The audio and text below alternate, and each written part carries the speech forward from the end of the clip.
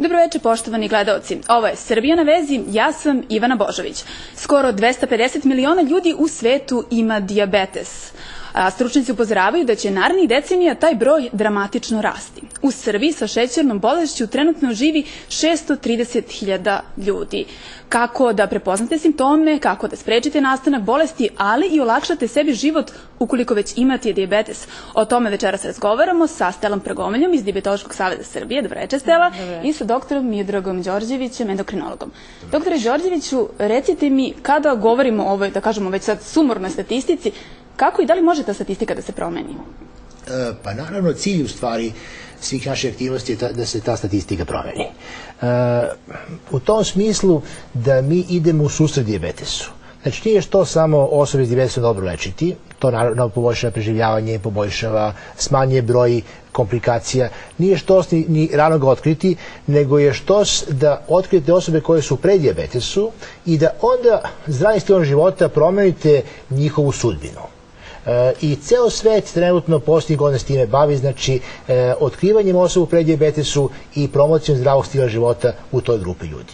To naravno nama na izgled povećava broj ljudi koji ima dijabetes. Ali što ranije otkriti dijabetes, vi duže s njim živite bez problema, duže živite udobno i imate šansu da bez komplikacije svoj vek proživite.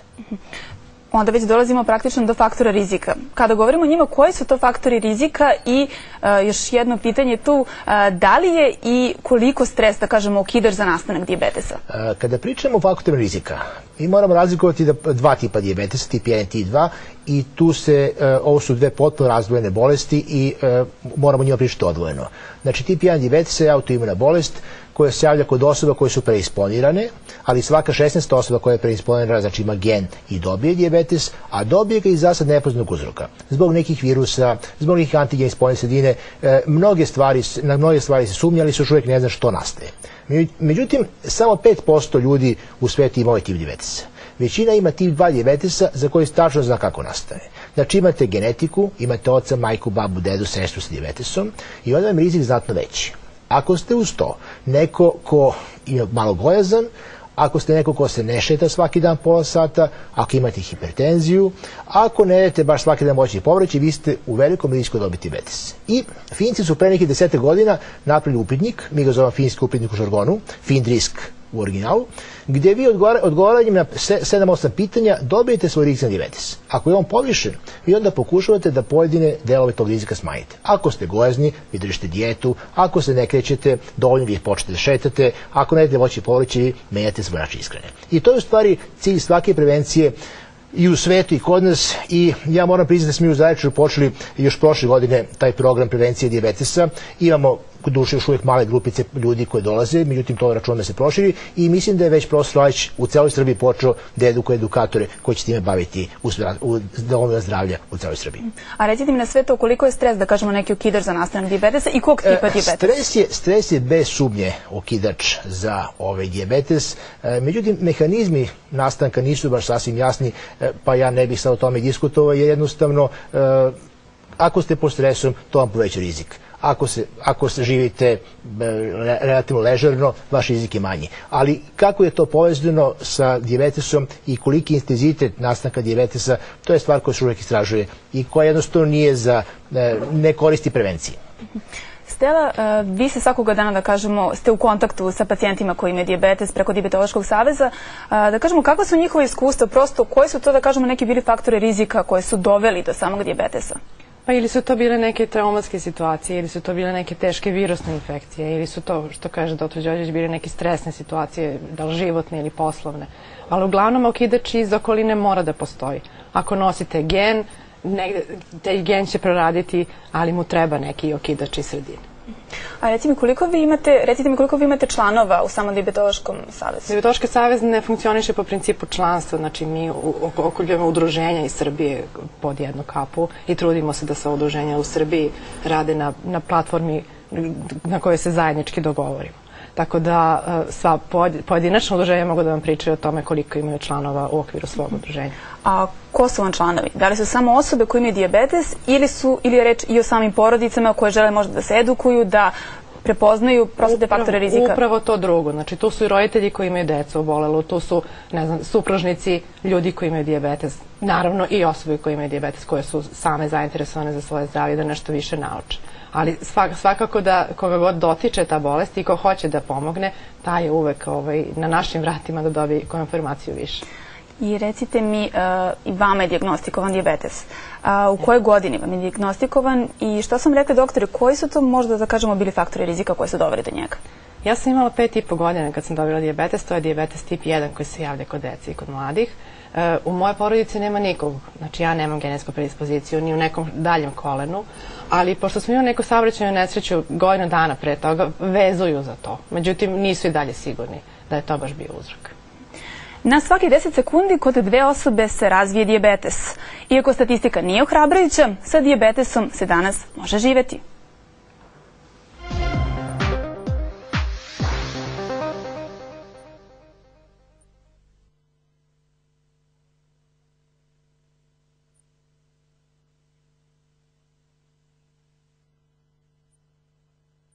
Katica je mlada, lepa i nasmejana trudnica koja već 11 godina živi sa dijabetesom. Dijabetes tip 1 se najčešće javlja do 30. godine života, a Katica ga je otkrila već u poodmakloj fazi. Tako što sam počela da mršavim, izgubila sam 10 kg za nedelju dana, onda mi počeo vid slabiti, non stop sam bila gladna, žedna, onda sam morala da odem kod lekara i bilo je 23 glikemija. I si se uplašila kad si saznala da imaš dijabetes? Malo, ali to je kratko trajalo. Pošto sam i medicinska sestra po struci, onda sam to lakše prihvatila. I reci mi, sad si trudna, kako to izgleda, kakve su pregledi tvoji, kakve su kontrole? Naravno, mnogo češće nego obično, ali je sve okej za sad. Od dijabetesa tip 1 u Srbiji godišnje oboli oko 150 devojčica i dečaka uzrasta do 14 godina. Broj obolelih od dijabetesa 2 je mnogostruko veći. Najveći problem šećerne bolesti je što ga većina pacijenata kasno otkriva. Jesmo svi u opasnosti. Šećerna bolest je podmukla bolest, već se mnogo puta ponovljen je taj podatak da na svakog jednog pacijenta koji boluje od šećerne bolesti zna da boluje, dolazi jedan pacijent koji boluje od šećerne bolesti, a ne zna da ima, jer se ona podmuklo razvija, te povišeni šećer ne pravi nekakve značajnije tegobe, to je vrlo važno, ne pravi tegobe koje bi upozoravale i u tome je muka i to znači da jesmo svi u opasnosti i to znači da bi prvo i pre svega trebalo svake 3 godine, jednom najmanje u 3 godine, da svako proceni svoj rizik, a to u našim uslovima konkretno znači da popuni taj upitnik, da vidi gde se nalazi. Ako rezultati tog upitnika ukažu na alarm, znači na povišen rizik, onda treba da, a to će već znati i zdravstveni radnici u domu zdravlja da savetuju, ali onda treba uraditi testiranje šećera u krvi i druga testiranja koja sa tim idu i videti onda gde se čovek nalazi. Arhitekta Nedeljko Borovnica otkrio je da ima dijabetes pre 17 godina. Faktore rizika vidi u svom načinu života. Stres je bio možda uzrok. Ne znam, mada sam ja pušio vrlo dugo, tako baš nisam vodio računa da budem umeren u ishrani. Živeo sam jednim životom dotle zdravog čoveka, a sad posle toga je, eto, tako desilo se, pa sad malo živim drugačije. Ipak, najvažnije je da se sa dijabetesom može kvalitetno živeti, a isto tako može biti sprečen zdravim stilom života koji podrazumeva mediteranski način ishrane sa više ribe, povrća, voća i pripremu hrane na maslinovom ulju, kao i većom fizičkom aktivnošću. Ukoliko vi imate dijabetes ili vama neko drag u porodici ili okruženju, možete nas pozvati večeras na telefon 322-9988 i postaviti pitanje gospođi Steli Prgomelji i doktoru Miodragu Đorđeviću. Ukoliko imate, kažemo, neke dileme, neka pitanja, neke nedoumice, pozovite nas večeras. Doktore, recite mi konkretno, mi smo pomenuli da postoje 2 tipa dijabetesa, ali šta je kada govorimo o samo dijabetesu, šta je dijabetes i koji su to neki simptomi koji bi možda uputili nekoga da možda u nekom trenutku ima zaista šećernu bolest? Ruku na srce, postoji još jedan koji nismo pomenuli, to je dijabetes gestacioni. To je šećerna bolest koja se javi u trudnoći i svaka 16. trudnica ima dijabetes u trudnoći. I to je statistika koja se mora pratiti. Znači, ako nemate svaku 16. trudnicu, imate problem s dijagnostikom. Sad, vrlo je važno da se reći da se taj tip dijabetesa dijagnostika u 26. nedelji trudnoće i to tako što je posle 50 grama glukoze, posle jednog sata šećer 7,8, što je jako nisko na izgled, ali je to nešto što je kriterijum za dijabetes. Sada postoji detaljni kriterijum sa 100 grama glukoze i tako, ali jednostavno morate znati da trudnici imaju mnogo niže glikemije nego zdravi ljudi koji nisu trudni i onda su mnogo niže vrednosti, tako da recimo mi dajemo insulin već kad je šećer posle obroka 7, a recimo u Americi kad je iznad 6,8. A šta savjetujete tim trudnicama koji imaju, da kažemo, tu je savjet prvenstveno domovima zdravlja, ginekolozima, babicama, svakoj ženi radite screening.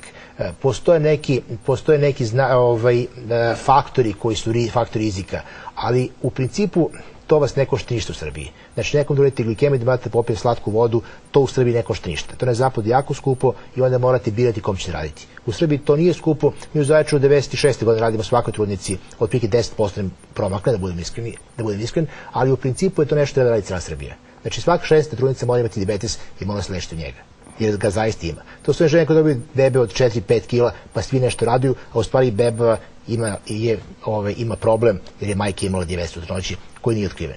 Čim trudnoća prođe, dijabetes nestane. Tako da jednostavno posle toga testirati nema svrhe jer će šećer biti normalan. Vidim, tu već isto, da vas pitam kod toga, tu postoji već isto razlika. Znači, vi ste pomenuli praktično samog dijabetes koji nastaje u toku trudnoće. Ali što je sa onim trudnicama koje već imaju dijabetes koje su zatrudnile? To je potpuno drugi problem.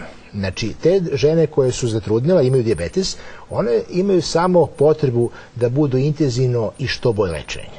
One moraju imati šećer što normalniji, po mogućnosti da bude hemoglobin 1C, znači prosjek šećernih meseca manji od 7, ali znate kako, život je čudo, znači vi pokušavate, pa ako ne uspete, vidjeti sa većim, ali što je niže, to je bolje. Znači, najbolje da bude šećer potpuno normalan, hemoglobin 1C bude ispod 6,5, ali do 7 se smatra da je tolerabilno i da nije škodljivo. Naravno, tim trudnicama možete dati pumpu bez zatrudnjivanja i tako dalje. Sad, vrlo je važno, mnogo veći broj trudnica tipom 2 dijabetesa, jer one zatrudne sa jako visokim šećerima.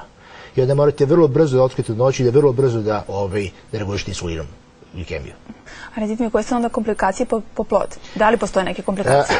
Komplikacije po plod postoje rizici. Znači, dijabetes je rizik za malformaciju genetsku. Međutim, to su pobačaji sa mesec-dva dana. Znači, imate rizik da pobaci majka vrlo rano. Kad pretera taj prvi period od 2-3 meseca, onda je rizik da zbog visokih šećera bude beba velika. Znači, i sad gledate praktično što pravite ultrazvukom. Ako je beba normalne veličine, ako se razvija normalno, vaša glikemija je dobro regulisana. Ako ne regulišete dobro glikemiju, znači, bude velika i to nije tako strašno. Samo što morate znati da majku porodite malkice ranije nego što treba i da bebi odmah date glukozu prva 2 dana da ne bi napravili hipoglikemiju posle rođenja i naravno napravili se neki problem. Stela, recite mi, da kažemo, neke simptome koje ste vi imali kao mali i prosto, znači, sve osobe iz vašeg okruženja, koji su to neki simptomi koji su možda njima ukazali da imaju dijabetes? Ja sam bila jako žedna, ali ja sam stvarno odvrtala slavinu, non stop je bila slavina odvrnuta. Ja sam pila vodu do iznemoglosti koja mi je bila slatka. Znači, voda mi je bila slatka i mokrila sam stalno. Znači, koliko sam vode popila, toliko sam izmokrila. Mene jedno takvu malu, to je stvarno su bile količine. Najčešće to, ta žeđanje, mokrenje, ne znam, malaksalost je jedna teška, nije to da ste umorni od posla, nego jednostavno ne možete da se maknete, boli vas svaki mišić. To su često simptomi, makar kod tipa 1. Za tip 2 oni mogu biti i blaži, to dr. Đorđević sigurno bolje zna, ali znam da su se ljudi javljali sa kasnije, tek shvatajući da su neki simptomi koji su imali njima ukazivali da je to dijabetes, ali oni su to pripisivali nekoj nervozi ili, ne znam, brzom tempu života ili vrućini i tako dalje, ošte nisu pripisivali da to može biti dijabetes. A ukoliko neko Sad diabetolog mora da doda uz simptome koje Stela lepo nabrala, znači žeđenje, pojačano mokrinje, glad, mora da se doda gubitak telesne težine koji je također simptom značajan i svrab perianalni i genitalni koji se vrlo često javi kao prvi simptom. I onda se ide kod urologa, ginekologa i tek se posle nedelju, 2 dana naći diabetes. Znači to je 5 simptoma koji su jako važni. A ukoliko neko utvrdi da ima ove simptome, ili makar da kažemo 1-2 simptoma, kome da se obrati? Koja je to, da kažemo, prva stanica na koju on treba dođe? Naš zdravstveni sistem napravljen tako da se javite uvek prvo lekar opšte medicine, svom doktoru odabranom, i vi se javite ako mislite da je to jako hitno službi. Znači, ja mislim da niko nikad nije iz hitne službe vraćan da mu je urođena glikemija ako je rekao da imate gobe. Bar tako je slučaj kod mene, prostim u Beogradu, a do lekara opšte prakse, znači svog porodičnog doktora, odnosno odabranog doktora, nije tako teško doći. Znači, kogod primeti da ima neki problem, on može u roku od dan ili 2 da reši to. Sad, vrlo je važno da samo 5% ljudi ima tegobe kad dobije dijabetes. Jako je važno dijabetes tražiti. Znači, ako imate 45 godina, ako ste malo gojazni, ako imate dijabetes u porodici, radite glikemiju bar jedan put u 3 godine, kao što je profesor Vladić rekao, to će vam spasiti prognozu kad je u pitanju dijabetes. A koliko često se savjetuje da se radi analiza šećera u krvi? Jednom u 3 godine je sasvim dovoljno za osobe koje su u riziku, znači, jer tip 2 dijabetes ima jako spor tok. Znači, vi ako nemate tegobe, pa ja ste šećer danas da imam 5,1, da bi dobio dijabetes, potrebno je bar 2-3 godine. Znači, ako imam sledeći, za 2-3 godine uradim ponovno glikemiju, pa imam, šta ja znam, 5,6, ja sad već imam problem, dobit ću ga verovatno uskoro. Ako imam opet 5,1, ja opet kažem, u redu je, opet 3 godine nikakav problem nije sa mnom. Znači, ako niste u preddijabetesu, vaš rizik je za sledeće 3 godine jako mali u stvari. Osim ako se mnogo ne ugojite, ako nešto ne promenite stil života na gore i tako. Znači, normalno zdrava osoba sa 45 godina koja nema dijabetes, u principu ima vrlo mali rizik da dobije 2 sledeće 3 godine i otprilike 1 u 3 godine sasvim dovoljno. Sad, mi savjetujemo češće, jedan put godišnje, naravno, jer ljudi zaborave, ljudi odraslim, vreme brzo prolazi. Vi kažete, meni sam skoro glikemiju, a to je bilo 2-3 godine. Znači, mi kažemo jednom godišnje, ali 1 u 3 godine sasvim dovoljno, ruku na srce. Recite mi, u vašem dijabetološkom savezu, da li je, da kažemo, došlo do nekih, da kažemo, i lutanja? U smislu da pacijenti se na vreme nisu obratili doktoru, da na vreme nisu prepoznali simptome i da je došlo možda eventualno do čak i neke komplikacije? Bilo je i toga ima i dalje, nažalost.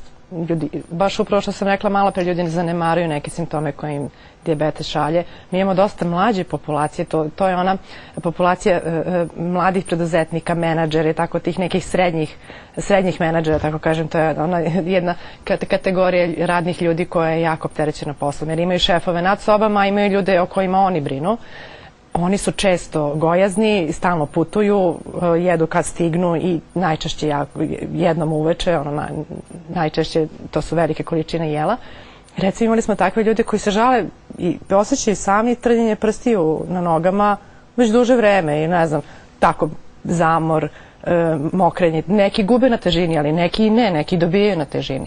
Tako da su potpuno zanemarili simptome koje im je u stvari organizam slao sve vreme, to dijabetes i to sa visokim glikemijama. A kada dođe kod vas, šta im vi savjetujete? Kada već dođe u udruženje, kada već imate određene simptome? Pa naravno da ih savjetujemo, što je rekao dr. Đorđević, da odmah odu kod lekara. Na kraju mi im odmah uradimo šećer, mislim ako je aparat tu. Ako smo pogotovo na nekoj akciji, pričamo o udruženju Plavi krug Beogradskom, ako radimo akcije, mi odmah te ljude na licu mesta proverimo. Znači ako se neko od nas žali, nekako naš narod će najpre da dođe na štand udruženja i da se raspita i da izmeri šećer tu na licu mesta za 5 sekundi, nego što će da ode i da čeka red kod doktora opšte prakse, ne znam, laboratoriju i tako. Nekako smo primetili da im je to lakše i jednostavnije.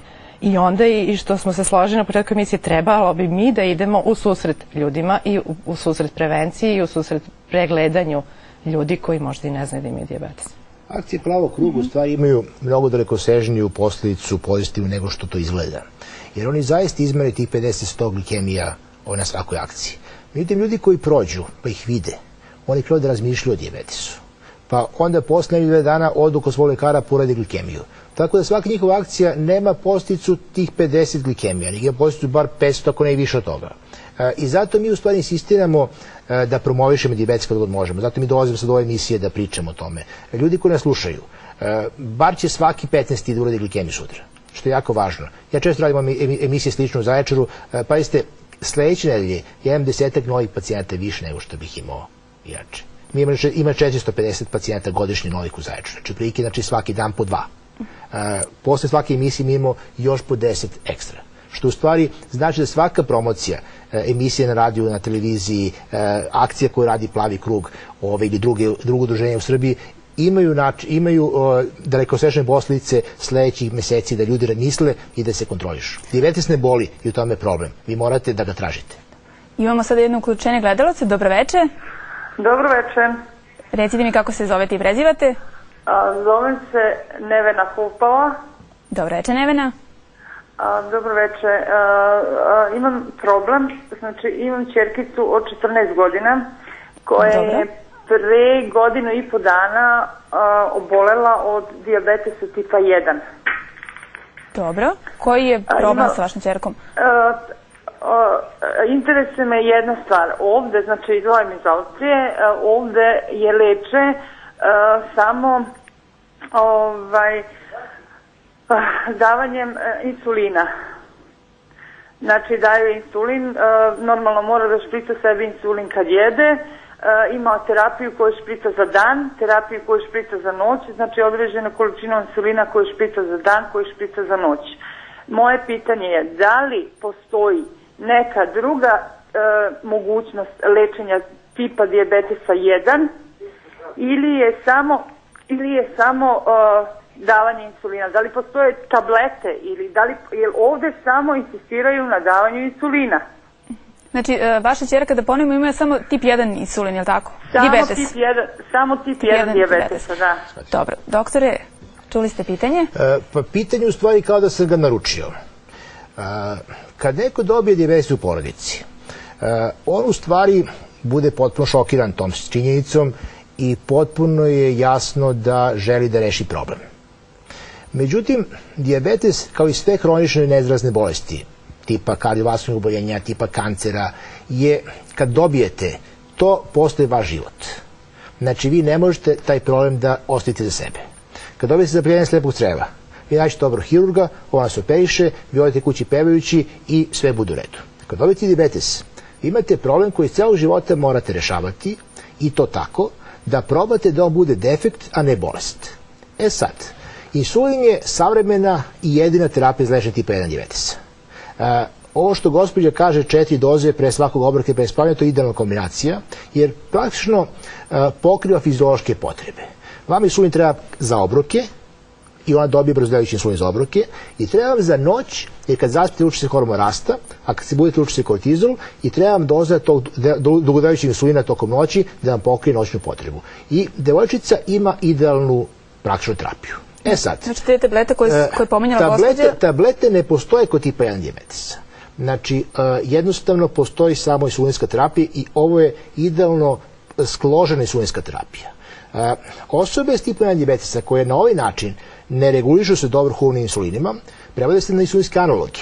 Postoje 2 grupe insulinskih analoga u Srbiji, jedne proizvodi Novo Nordisk, drugi Zonfi Aventis i jedni drugi su dobri, znači, i oni imaju neka poboljšanje s kojima se može poboljšati terapija. Ako i to ne pomogne, onda je sledeća faza insulinska pumpa kojom se glikogregulacija rešava kontinuiranim davanjem insulina i davanjem bolusa kad treba i time većina pacijenata bude dobro regulisana.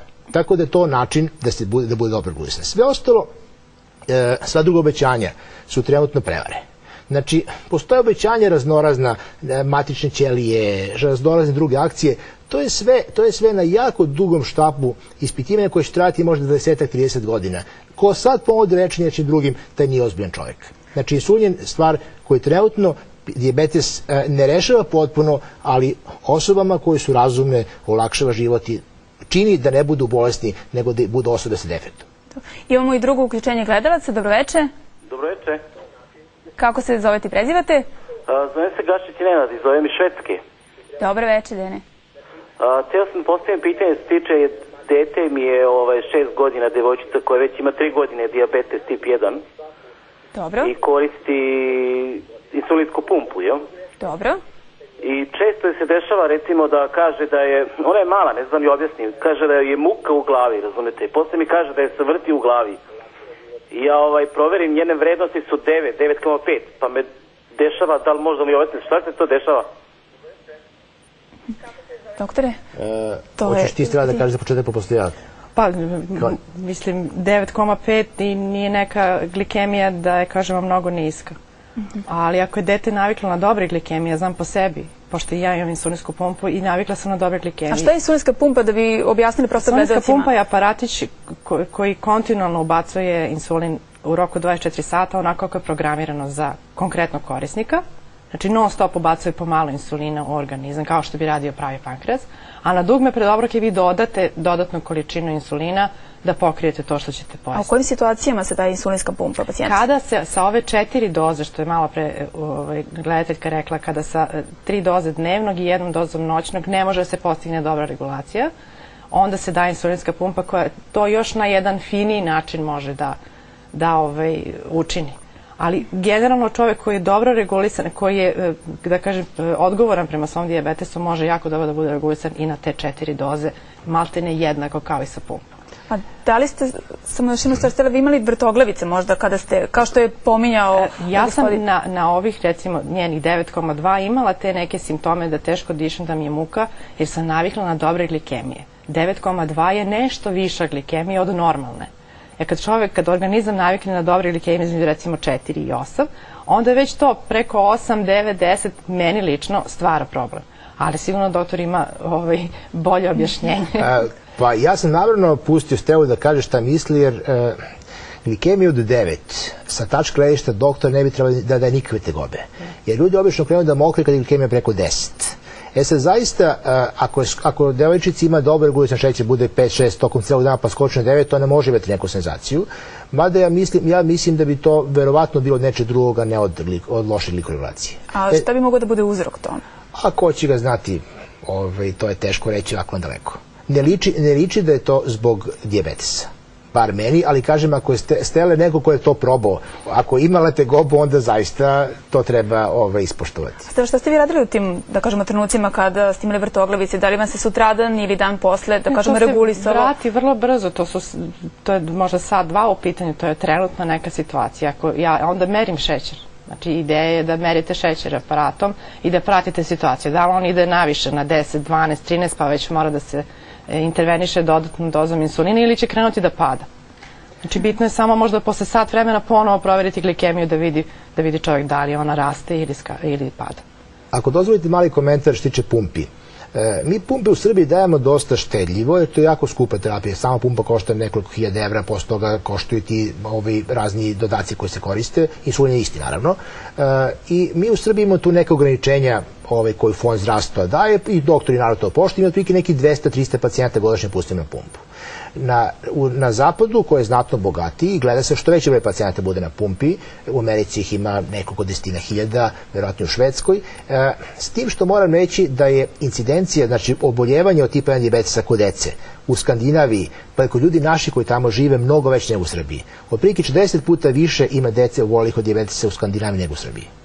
U Srbiji ima otprilike 10-15 za 100.000 stanovnika, tamo ima otprilike 400 na 100.000 stanovnika. A da li su postoji neko obrazloženje zašto je... Ne postoji obrazloženje, iz nekog razloga se tako dešava, s tim što u toku života kod nas se to kasnije dopuni. Mi imamo ljude sa 80 godina koji biti dijabetes, sa 40, sa 50, tako da svi oni koji preskoče da dobiju u mladosti, dobiju kasnije u Srbiji, pa na kraju bude broj isti. Ali u Švedskoj, pogotovo u Finskoj, dobiju kao deca u odraslom životnom dobu skoro da se pojavljuje tip 1 dijabetes. Što kod nas nije slučaj, kod nas se javljuje kod odraslih uglavnom. Razgovarali smo i sa našom koleginicom Nikolinom Milatović-Popović, koja je dugogodišnji dijabetičar. Intenzivna terapija kod dijabetičara podrazumeva korišćenje insulina putem penova, na primjer to su one olovke koje su poznate široj javnosti, to je recimo doze se uzimaju 3 ili 4 podeljene doze, i koriste se 2 vrste insulina, dugodelujući i kratkodelujući, međutim kada imate pumpicu vi koristite jednu vrstu insulina jer nemate potrebu za dugodelujućim zato što je pumpica kontinuirano priključena za vaš organizam i ona praktično onako kako je vi isprogramirate tako vam i ubacuje insulin u organizam. Ona jeste skupa, ne bi sad da licitiram, ali recimo od 3 do 5.000 dolara i kod nas je dostupna može se dobiti putem socijalnog, s tim što je sama procedura veoma komplikovana. Ja sam je dobila zahvaljujući tome što sam bila trudna s prvim detetom. Da li se osjećala strah za život? To je jedan specifičan osjećaj bespomoćnosti. I sada recimo kada vidim te neke elementarne katastrofe, prosto ovde je zemljotres, dešavaju se stvari, ja sam svesna da ja u ekstremnim uslovima ne bi preživela. I to je stvar koja zaista ume da vas porazi. Procenjuje se da čak 250.000 ljudi u Srbiji ni ne zna da ima dijabetes. Doktore, kako je to moguće? Pa to nije ništa čudno, u celom svetu je tako. Rekli smo već, tip 2 dijabetesa ne boli. Tip 2 dijabetesa se postepeno razvija i ako ga ne tražite, vi ga nećete naći. Znači, ako vi nemate akcije u jednom gradu koje ste stalno vrte u krugu, ako nemate promocije na televiziji kao mi sad što radimo, vi ćete imati jako veliki broj ljudi koji se leče. Otprilike 1 na 1. Na jednog pacijenta imaćete jednog koji ne zna da ima dijabetes. Ako promovišete dijabetes u jednom gradu, ako imate akcije, ako imate merenja glikemije, ako imate emisije na televiziji, ako tražite fizičkim upitnikom na razne načine, vi ćete naći otprilike još 50%, znači imaćete 29%. Kad smo mi smo radili u Zaječaru prošle godine jedno istraživanje, praktično smo pronašli od nekih 7% osoba, 7,25% osoba koje kažu da ima dijabetes, a otprilike u tom je 10% imalo visok rizik dijabetes. Znači 3% od tih koji ispitivanih verovatno ima dijabetes, a pri tome nisu nikad dali glikemiju. Tako da praktično u gradovima gde imate veliku promociju, smanjite taj procenat na neku vrednost, ali još uvijek nemate mogućnost da sakupite sve. I u Americi isti slučaj, ne samo kod nas. Samo da dodam kratko, 10% zaposlenih u Skupštini i poslanika. Znači mi smo radili za Svetski dan dijabetesa 14. novembar, tamo screening, 250 merenja smo radili, 24 ih je bilo u visokom riziku. Znači ni naši predstavnici u parlamentu nisu baš bajni, ali oni žive taj život. Jedu jednom dnevno, jedu obilno, slabo se kreću, po 12 sati sede za onim govornicama. To znači da smo ih dobro odabrali, tako treba da bude. Ali smo u tom smislu pravi predstavnici su tamo, pravi predstavnici naroda. Koliko se dešava da recimo vi otkrijete u toku tih akcija, merenja šećera, koliko otkrivate neke slučaje koji do sada možda nisu znali da imaju šećer? Uvijek otkrivamo nekog. Da li imate možda neke procente, neke statistike koje ste radili do sada? Zadnje što nas je zapanjilo, jer je veliki broj, i radili smo, Plavi krug je radio na Ledinama akciju na Novom Beogradu, 80 ljudi je provereno, 8 smo našli. Znači to je stvarno visok broj. Uvek bude ispod 10. Uvek bude mnogo manje. S tim što su neke istraživanja, pogotovo u Finskoj, pokazala da je merenje glikemije u populaciji na taj način u stvari ne dovodi do velikog broja novootkrivenih pacijenata. Jer vrlo često se isti broj ljudi vrti u krug i vrlo često oni koji imaju tegobe i koji imaju rizik su stiljivi ili ne žele da otkriju dijabetes pa preskoče. Vi dijabetes otkrivate tako što veći broj ljudi popuni finski upitnik. I od tih koji su pozitivni, vi ih dozivate i radite im glikemiju. To je način da se u stvari oni koji nikad ne bi došli kod doktora, koji su sramežljivi, koji ne idu po tržnim centrima, šta ja znam, da vide Plavi krug i mene u Zaječaru, to je način da se oni pronađu. Znači što veći broj ljudi da popuni finski upitnik i ako su pozitivni da se testiraju. Tako je to nešto što je Jakoto Mileto stavio kao standard 50. godina i što je profesor Švarc u Drezdenu razradio i pokazalo se da je krajnje efikasno. Znači, popunjavati upitnik i ako ste u riziku, redovno se kontrolisati. A recite mi, među novobolelima je sve više dece. Što je dovelo do te situacije? Pa, broj dece sa tipom 1 dijabetesa je u principu sličan. Raste broj dece tipom 2 dijabetesa, ali znatno više u svetu nego kod nas. Jer tip 2 dijabetesa je povezan sa gojaznošću, povezan sa sedativnim načinom života, znači vi ne igrate se u dvorištu, sedite za kompjuterom i gledate televiziju. I u Americi je broj dece jako porastao sa dijabetesom. Kod nas taj broj još uvijek nije veliki, ali ako mi uhvatimo trend Amerike pa deca postanu gojazna, ako ne uradimo nešto za njih, dobit ćemo za 10 godina i mi jako veliki broj tipa 2 dijabetesa kod dece. Sad se mi svi trudimo da napravimo te igrališta, da napravimo sportske klubove, da probamo da ih aktiviramo, da probamo da ih natremo da zdravo žive, da ne jedu masnu hranu i da sprečimo to što se Amerikancima nesrećno dogodilo. Imamo ponovo uključenje gledalaca. Dobro veče. Dobro veče. Kako se zovete i prezivate? Ja se zovem Radonjić. Radmila. Odakle ste? Inače, zovem iz Švedske. Dobro večer. Ovde nisam dugo godina, 6 godina sam u Švedskoj. Ja dijabetičar sam, imam 50 godina, sa svoje 38 godine sam dobila dijabetes. Odmah sam uključena na 4 doze insulina. 3 primam dnevno ovaj brzo delujući Novorapid, 8 jedinica, i primam uveče u 10 sati Levamir, 16 jedinica. To se do sad nešto kod mene kretalo u nekoj normali. U organizmu mi je bio do 10. Međutim, sad zadnjom kontrolom kod mog lekara, Boga mi, šećer mi se kretao između 14 i 16. Samo da vas pitam, izvinite molim vas, da li je to jutarnja glikemija ili šećer tokom celog dana rađen? Ta 14. Pa znate šta, ja imam ovaj aparat gde i proveravam 4 puta dnevno. Dobro. A da li je to bilo, samo da vas pitamo, izvinite, da li nas čujete, da li je to bilo u jutarnjim časovima, ta promena, da kažemo, šećera, ili je to bilo u nekim poslepodnevnim časovima? Kada ste merili, kada je otkriveno da imate 14? Znači ujutro ili uveče? Pa znate kako, oni kad su mi izmerili, ja ne znam kad je to otkriveno, međutim doktor mi je rekao da se uglavnom u mom organizmu preko celog dana kreće između 14 i 16. Tako, htela sam samo ovo da pitam lekara, tako da mi je lekar moj ovu noćnu dozu od 16 jedinica podelio Levamira da primam ujutru pola 8 i uveče pola 8. Međutim, meni je šećer padao, a ja se vrlo loše osjećam kad mi padne na 3 jer mi je organizam izgleda navikao na visok šećer. I konkretno sam htela doktora da pitam, ja poznajem svoju bolest jer već dugo godina, evo 12 godina kako bolujem od te bolesti. Inače, moram samo nešto da naglasim. Nemam problema sa kilažom. Ja sam visine oko 1,57 m, a 62-61 kg. Dobro, i koje je vaše pitanje za doktora? Moje pitanje, inače, u familiji jesu mi dijabetičari, ali u starim godinama. Ja sam dijabetes dobila sa 38 godina od visokog stresa. Izgubila sam sina u saobraćajnoj nesreći. Tako da ne znam da li je to u stvari nasledna bolest ili je bolest stresa, da je taj stres doprineo da se to u mom organizmu odjednom prouzrokuje. Evo sad ćemo da imamo doktore. U principu sam razumeo pitanje i moram da ga potanko odgovorim.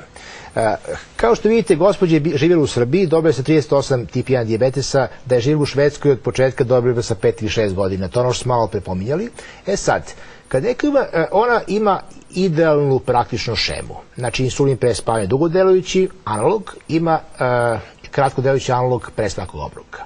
Sad, poremećaj glikoregulacije koju ona pominje može da bude iz nekoliko razloga.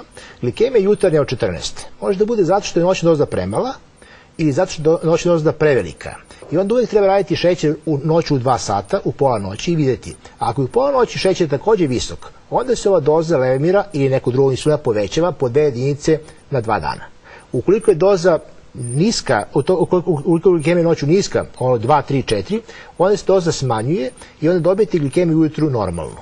Znači, to je prva stvar. Kod svake loše regulacije prvo rešavate noći. Tako što radite noćne glikemije i korigujete doze naviše i naviše. Kada rešite pitanje noći i jutro šećer bude normalan, vi onda naravno radite profil u toku dana, predoručka, postdoručka, preručka, prevečere i dozirate Novorapid ili neki drugi brzi insulin. Podela Levamir na 2 dela rešava pitanje bazala, ali ne rešava pitanje noćne glikemije. Znači, on i dalje ne zna kolika je noćna potreba. Jer kada Levamir ujutru, ona mora smanjiti dozu Novorapida. Znači, podeliti Levamir na 2 dela je potpuno u redu. Postoji kao način, ali onda doza Novorapida ne može biti 3 puta po 8, nego mora biti 3 puta po 4 jedinice. Znači, ovdje je praktično savjet da se uradi noću glikemija? Savjet je uraditi noću glikemiju i provjeriti da je noćna doza dobra. I rešiti pitanje noći. Kad se noć reguliše, onda polako rešati pitanje toku dana kako se glikoregulacija. Lečenje šećerne bolesti nije samo primjena medikamenata, već i promene načina života. Pre nego što nastavimo razgovor o tome šta je neophodno da se promeni, poslušamo savjet nutricioniste. Dijabetičari pre svega treba da se pridržavaju savjeta svog lekara koji će im pored lekova prepisati i režim ishrane kojim će nivo šećera držati pod kontrolom. Postulati ishrane za populaciju koja želi da preventivno živi i postulati ishrane za dijabetičare se praktično ne razlikuju. Uvek treba jesti vrlo kvalitetna bela mesa, pre nego crvena, koja su ipak kriju u sebi opasnost od holesterola i saturisanih masti. Zatim treba jesti, znači ribu obavezno 2 puta nedeljno treba jesti, zatim treba jesti mahunarke, ugljene hidrate, lisnatog povrća, pre nego nekog krtolastog, koji su bogati ugljenim hidratima, skrobom u stvari, i treba jesti što manje saturisanih masti, to su te mlečne masti koje se nalaze u puteru, na primer, ili u mleku koje je u punomasnom mleku. Znači svaki naš oblik ishrane treba da se svodi na obezmašćene mlečne proizvode koji su opet jako važni i treba ih unositi zbog kalcijuma. Vrlo je važno uneti naravno mononesaturisane masti kao što je maslinovo ulje. Organizam uvek mora biti snabdeven neophodnim sastojcima, a u isto vreme držati šećer u krvi u granicama normale. Svaka namirnica ima drugačiji efekat na nivo šećera u krvi. Ona taj nivo više ili manje podiže. Stela, kako izgleda, da kažemo, dnevni jelovnik jednog dijabetičara? Šta smete da jedete, šta ne smete da jedete? Pa ja sam tip 1, znači imam dijabetes od malena i ja mogu bukvalno sve da jedem, ali za svaku vrstu hrane znam koliko ću da doziram insulina. Kod dijabetesa tipa 2 nije tako, potpuno je drugačija bolest, drugačiji nastanak i drugačiji se organizam ponaša, jer osobe sa dijabetesom tipa 2 imaju neku svoju rezervu insulina u svom pankreasu, ja nemam. Tako da ja mogu bukvalno sve da pojedem ako znam da procenim ugljene hidrate, o čemu smo slušali malo pre, i da vidim koji je sastav namirnica. A što to znači smete da jedete? Ja mogu da pojedem i pače torte bez problema. Mislim, ne uvek i ne u svako vreme. Mogu kao zaslađivač posle obroka nekog i da krenem posle toga u neku fizičku aktivnost. Ali za to pače torte ću pojesti, dati određenu količinu insulina. Neću morati toliko da se ustručavam kao osobe sa tipom 2. Jer nekad su insulini bili goveđi, svinski i tako dalje i osobe sa tipom 1 mnogo toga nisu smele, pa ni pola kruške, ni pa zrna grožđa. Sada mogu, sa novim insulinima je potpuno to dozvoljeno. A kod osoba sa tipom 2 vi morate mnogo toga više da vodite računa nego što moramo mi koji smo na insulinu non stop. A fizička aktivnost, koliko dnevno je neophodno da se bavi? Svakom je vrlo poželjna i neophodna na kraju krajeva da bi kompletan organizam bio. Jer kad unesete fizičku aktivnost u svoj organizam, u svoj neki dnevni ritam, vi nemate oscilacije šećera velike. Organizam je stalno u formi i on jednostavno onako ima neku ravniju liniju. Nema oscilacije velikih koje su pogubne za zdravlje, u principu i za krvne sudove. Od avgusta 2008. godine specijalna bolnica Merkur u Vrnjačkoj Banji postala je Nacionalni centar za prevenciju, edukaciju i lečenje dijabetičara. Među onima koji redovno dolaze na oporavak možda prednjači Branko Radunović koji u Vrnjačku Banju dolazi već 40 godina. Dolazi se ranije radi provoda, a sad dolazi radi liječenja. 40 godina dolazim, sve je uspješno bilo. Za nepune 3 godine o trošku Republičkog fonda zdravstvenog osiguranja u Merkuru je lečeno 40.000 inzulin zavisnih pacijenata. Od nedavno pravo da se jednom u 4 godine na ovaj način leče imaju i dijabetičari koji nivo šećera regulišu tabletama. Uskoro će u Merkuru početi rad hiperbarična komora, prvenstveno radi lečenja ozbiljnih komplikacija nastalih usled dijabetesa, ali i mnogih drugih oboljenja. Ovo će biti komora sa 14 mesta i na lečenje će se upućivati pacijenti iz istočne, centralne i zapadne Srbije. Zbog amputacije prstiju, zbog amputacije potkolenica, zbog svega onoga od čega pate dijabetičari, nepostojanja dobre cirkulacije perifernih krvnih sudova. Uspeli smo da obezbedimo da svi pacijenti iz Raškog okruga, znači i od Tutina, Sjenice, Pazara, Raške, naravno Kraljeva i Vrnjačke Banje, Mataruške, mogu samo sa uputom lekara da dođu, ne mora da idu na komisiju. Samo za prva 3 meseca u Merkuru se lečilo oko 2000 pacijenata koji tabletama regulišu nivo šećera. Svetska zdravstvena organizacija predviđa da će u narednoj deceniji broj obolelih od dijabetesa biti sve veći. U Srbiji od dijabetesa boluje oko 630.000 osoba. Iz Vrnjačke Banje za RTS Snežana Špica.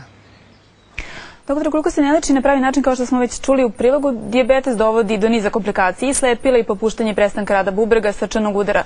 Kako sprečiti te komplikacije? Pa komplikacije su deo dijabetesa i komplikacije su cena loše glikoregulacije. Što ste bolje regulisani, rizik da dobite komplikacije je manji. Odmah da kažemo. Osobe koje bi imali glikemiju stalno potpuno normalne, što je trenutno nemoguće, imaju gotovo nikakav rizik da dobiju komplikacije. Međutim, ljudi su ljudi i dijabetes je nekad bolje, nekad gore regulisan i tu treba razlikovati dve grupe komplikacije. Makrovaskularne, znači aterosklerotske, znači šlog, infarkt i te dijabetes samo jedan od rizika. Znači uz hipertenziju, povišen holesterol i gojaznost, i mikrovaskularne koje su dijabetesne komplikacije, znači oštećenje malih krvnih sudova. To su komplikacije na očima, na živcima, znači poloneuropatija, to su komplikacije na bubrezima. Kao posle poloneuropatije i mikroangiopatije javljaju se dijabetesnom stopu, znači rane na nogama koje teško zarastaju. Sad, znači dobro glikogregulacijom vi to sprečavate, ali vrlo je važno da svaku ti komplikacije na vreme i pronađete. Pogotovo komplikacije na očima. Retinopatija kad se pojavi, ona vodi ka slepilu za godinu, 2 dana. Ali ako nađete na vreme, znači pre slepila, vi možete lastrom lečiti 10, 15, 20 godina. Znači osoba koja ima retinopatiju i koja zna da ima retinopatiju, praktično ne treba da oslepi uopšte. Slično je sa nefropatijom. Znači vi možete raditi mikroalbumine, znači neke proteine u mokraći. Ako su oni povišeni, vi odmah glikogregulaciju poboljšavate, dajete nekoliko grupacija inhibitora i praktično možete da napravite reverziju te promene i da je jako usporite. Ako imate izrazito nefropatiju, znači već ste ušli u fazu irreverzibilnu, znači bolesti ne možete se više izlečiti, vi onda možete smanjiti količinu proteina u ishrani i također praktično produžiti tok svoje bolesti na 20 godina ili više.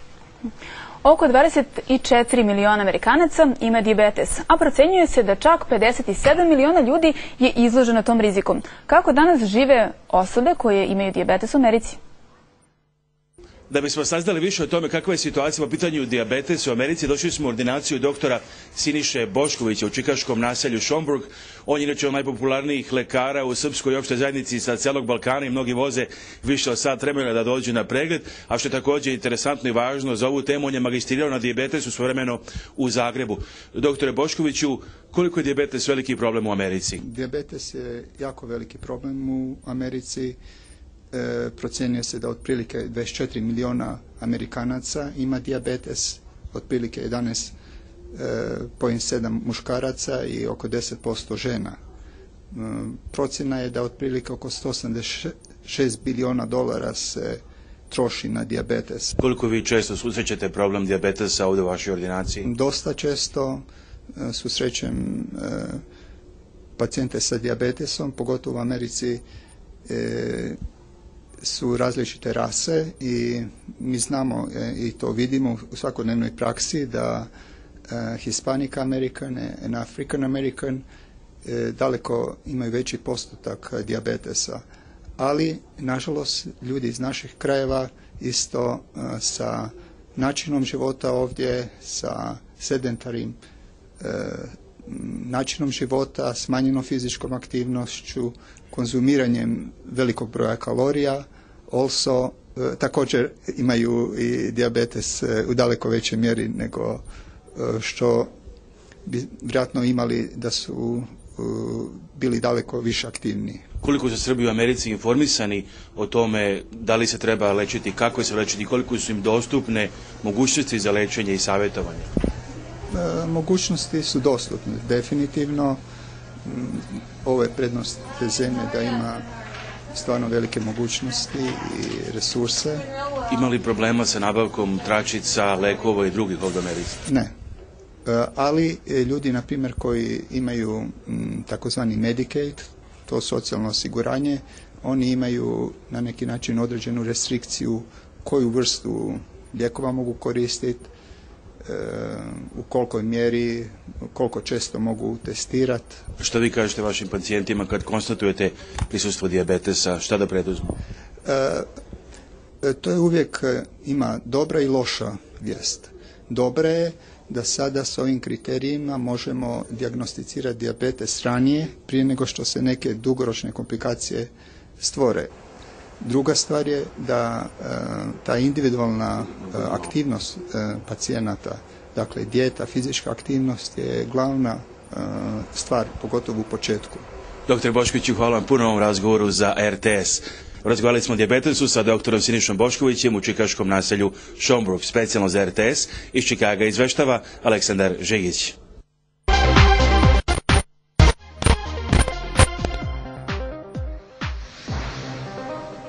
Gosti večerašnje emisije su bili Stela Pragomelja iz Dijabetološkog saveza Srbije i dr. Miodrag Đorđević, endokrinolog. A prijatelj programa za dijasporu